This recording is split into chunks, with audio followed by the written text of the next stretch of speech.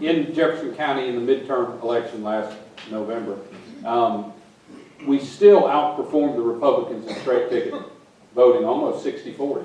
That's correct. But we still managed to lose some judgeships and other races. What do you think was the problem with that, particularly given the fact, as I said, that we did turn out a good number of Democrats that did vote straight ticket. I was not one of those, I confess, since we're in a religious mode. But what do you think was the problem in Jefferson County? Barry, can y'all hear me? Yes. I still can't get over your only 53. Is that what you said? You just got the eyes of Yeah. First, I want to thank everybody for being here. Gosh, this is, I didn't know what turnout was going to be to hear us. I know these two and Leanne would have been a draw, but I mean, this is great. And thank you all for your concern and for being motivated. How do you motivate people, and how do we motivate people in Jefferson County?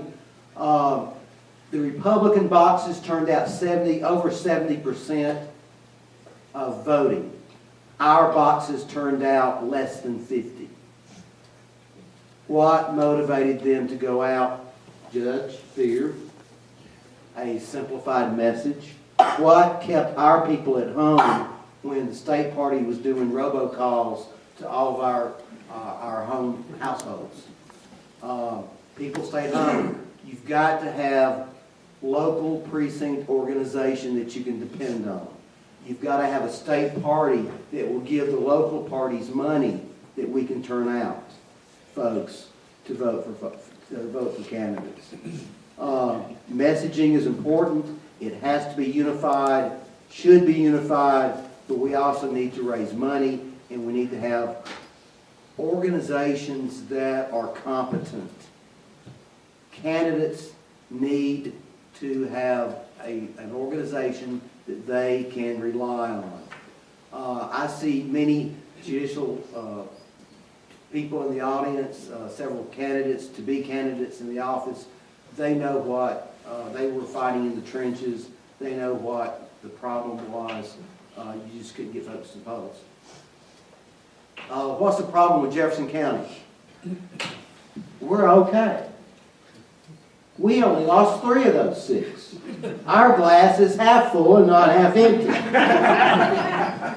Plus, there's one person sitting in this audience today, Stephen Wallace, that defeated a 2-term Republican club.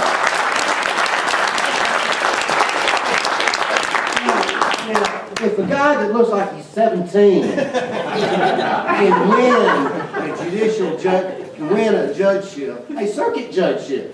I mean, these are the folks that really have power. Well, if everybody would have worked as hard as Stephen, they would have won. Okay, I mean, he was everywhere at every function, and shook every hand. And plus, one thing you can say about him, he's competent, he's honest, and he delivered his own message without the benefit of a unified messaging system. So Jefferson County, if we turn out the vote, we're fine. It's the other counties I'm worried about. Oh, well, let me say this and compliment this club. Over the Mountain Democrats, right before the election, went and did phone calls. How many did y'all do? 3,000. 3,000 phone calls. That was just the night before election day. Kudos to y'all. Thank y'all for doing that. This is what we call competent club, competent turnout. I want to piggyback off that really quickly because Right. Stephen Wallace, how many phone banks did you host at your office before election day? We had it for 6 weeks. Every week for 6 weeks in a row, but that did not help all candidates that were involved in that, which it should have, and that's what we need to work on. The fact that Stephen Wallace won in Jefferson County and David Carpenter didn't, is crazy. And well, that Bill Lawson didn't win. right, Well, right, and Agnes did not win. and they Agnes worked should have hard. Everybody that These lost candidates didn't worked win. hard. Some of them had a great ad agency and Right. I just worked hard. Yeah, they did. Lots of people worked hard, and unfortunately, they didn't win. Right. I think still we do need to do an assessment, because now I'm aware that this video may be used for something, of race, on people who lost versus people who won. And if there were the African-American candidates, were they the only ones? And I don't know this question. I don't know the answer to it. You're telling me no? They were not. We had whites who won and lost, and blacks who won and lost. Exactly. That's correct, we did. Yes, we did. The question is, why don't people vote straight ticket?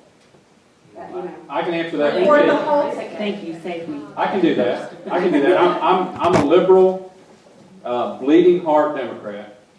And sometimes we put crappy people up for office. Okay. And sometimes that causes me to vote for Republicans. Right.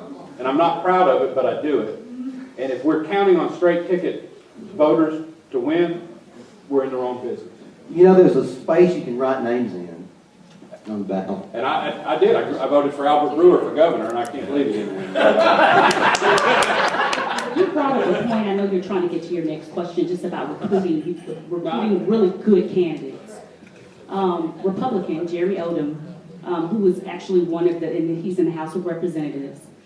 One of the people actually encouraged Robert Bentley to run for office. People assumed he would be appointed to the cabinet. He and I talked last week, and he told me that Mike Hubbard had already been in his district 3 times, former chair of the Republican Party, recruiting candidates in the event that he was going to leave his seat. That happened all over the state of Alabama. They recruited well-known folks in their area, a lot of them who had their own financial resources. We just have to do a better job of recruiting good candidates. Spencer Collier's seat is up right now. He's from the Mobile area. He just was appointed as the Commissioner of Homeland Security. We had a discussion in the House Democratic Caucus today about trying to find someone to put in that race. Republicans they're already finding folks. Some of our members were saying, well, hey, we don't need to even touch that seat at all. Well, you can't win it if you're not in it. So we've got to do a better job of really going and recruiting folks that are well known in their area to run for these offices that are also competent.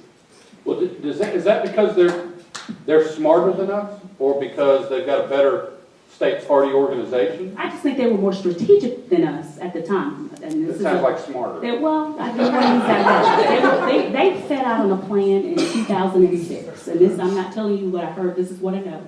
2006, they had a plan to take over the legislature. They actually were really shocked with the numbers that they wanted. They thought it would be much closer, but they set out in 2006 to take over the legislature, and of course that will trickle up to the governor's mansion and other things, because they are going to be working collectively. Even in 2008, when we swept everything, especially in Jefferson, they were not discouraged. They never swayed away from that 4-year-old from the plan in 2006, executed that to perfection in 2010. So it was about really coming together, deciding what the target areas, I don't want anybody to, what do you call them, crosshairs, the target areas. They worked collectively, they raised funds collectively, and they had a strategic plan that they did not sway from. Well, but it wasn't a secret plan. No, it wasn't. We knew in the legislature that they had. Why didn't we have like a plan not to let that happen? Okay, look, we're all like Will Rogers. We're not members of an organized party. Will we ever be? I don't know. As chairman so far for what, 3 months, it's been like herding cats. If you know how that is, you can't do it. You know, it's like a feather pillow. You punch in one side and the other side punches out. So